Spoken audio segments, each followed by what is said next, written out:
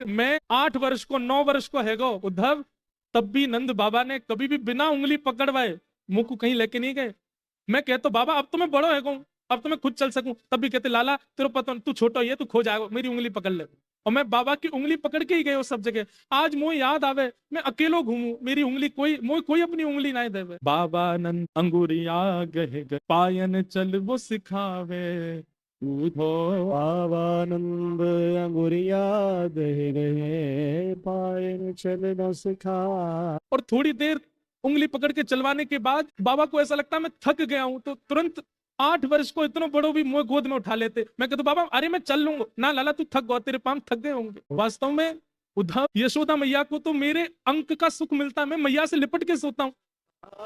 लेकिन नंद बाबा थोड़ा संकोच करते हैं, इसलिए वो जबरदस्ती बहाना करते हैं, अरे लाला तू थक गए होगा, चल मेरी गोद में आ जा। इसी बहाने मुझे गोद में लेते समय अपने अंक से भर लेते। मैं सोचता हूँ कि अब नंद बाबा किसको अंक से लगाते होंगे, वो कैसे रह रहे होंगे ब्रज में, तू जाके देख करके। उद्धव जी को ठाकुर जी कह रहे हैं उद्धव तुम जा। उद्धव जी महाराज ठाकुर जी के आंसू पहुंच रहे हैं और थोड़ा व्यंग में बोल रहे हैं, ये सब आप कैसी बातें कर रहे हैं ठाकुर जी। मुझे लगता है ये ब्रजवासियों को समझाना पहले जरूरी है। अगर ब्रजवासी रोना धोना बंद कर देंगे तो आप शांत हो जाओगे। ठाकुर जी बोले अगर वे रोना बंद कर देंगे, वो मोह याद करना बंद कर देंगे, तो मैं तुमको वचन दे रहा हूं मैं ठीक है जाऊंगा।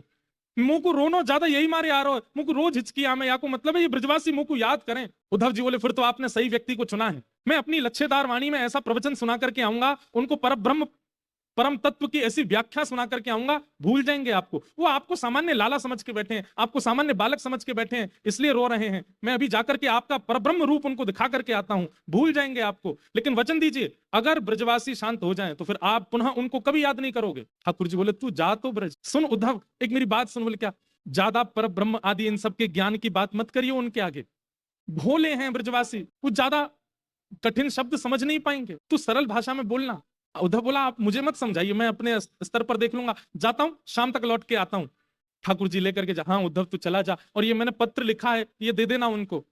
उद्धव जी ने पत्र ले लिया। जैसे ही उद्धव जी रथ पर चढ़ने लगे, भगवान एक मिनट रुक, इधर आ, नीचे आ। उद्धव जी नीचे आए, ठाकुर जी ने अपना मोर पिछ निकाल करके उद्धव के मुकुट में लगा दिया और अपनी काली कमली उतार करके उद्धव के गले में डाल दी। अब जा। उद्धव बोले इसका क्या अभिप्राय? बोले इससे उनको संकेत हो जाएगा कि तू, मैंने तुझको भेजा तो तेरी बात सुनेंगे भी और करेंगे भी, इनके बिना जाएगा तो तुझे पूछेंगे नहीं वो, तू जा। और उद्धव जी मोर पिछ ठाकुर जी की तरह धारण करके, ठाकुर जी की तरह काली कमली ओढ़ करके उसी रथ में बैठ करके जा रहे हैं जिससे रथ से ठाकुर जी आज से सालों पहले लौट करके आए थे। यहां ब्रजवासियों की स्थिति ऐसी है कि रोज मथुरा के मार्ग पर जाकर के बैठ जाते हैं, प्रतीक्षा करते हैं कि आज श्याम सुंदर आएंगे, आज श्री कृष्ण आएंगे।